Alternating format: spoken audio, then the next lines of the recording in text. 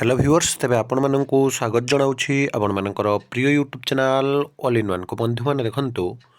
Board of secondary education Odisha बा BSc Odisha Cuttack तरफ 17 तारीख गतकाली जो मैंने भी ओडिशा टीचर इलिजिबिलिटी टेस्ट बा ओटीईटी परीक्षा देइछंती चलित थर सर्वाधिक संख्यक ओटीईटी आशायी बा पाखापाखि 1.5 लाख रु ऊर्ध्व आशायी पेपर 1 और पेपर 2 पई परीक्षा दे सारी एवं समस्तों वर्तमान समय गोटे खुशी खबर आसी जाइछि आपण मानकर ऑफिशियल आंसर की ऑफिशियली रिजल्ट एवं ता परे परे आपण माने जानती शिक्षक नियुक्तिर विज्ञप्ति मु आपनको डिटेल्स रे देखैबी पूरा सरकारी भाव में प्रकाश पाई एवं आपण माने जदि देखिबे विभिन्न गणमाध्यम रे मध्य आपणकर आलोचना सरिलानी तो ओडिशा टीचर इलिजिबिलिटी टेस्ट रो result Odisha teacher eligibility test रो आंसर की एवं ओटीईटी रो आपणकर जो माने भी प्रश्न पचारुथले जे सर पोस्टल जगे केवल सर्टिफिकेट आसीबो ना special Odisha teacher eligibility test भलिया आपणकर डिजिटल सर्टिफिकेट आसीबो सब कथा डिटेल्स रे आपनको कहिबी कंप्लीट वीडियो देखिबे जहा फर आपण माने सब किछि इन्फॉर्मेशन पाई परिबे। प्रथम देखंतु जो नोटिस टी आपणकर जहा कि आसीछि काली रे खबर रो मध्य आपण देखि परिबे डिसेंबर शेष सुधा वेबसाइट रे उपलब्ध हेबो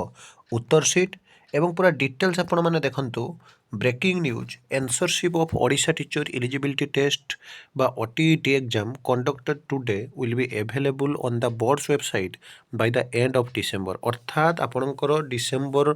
सरी आसिलानी 17 रे परीक्षा देले 10 दिन भितरे माने डिसेंबर 31 सुधा ने आहुरी आगरू आपणकर ओटीईटी रो answer sheet official answer sheet पाई जिवे।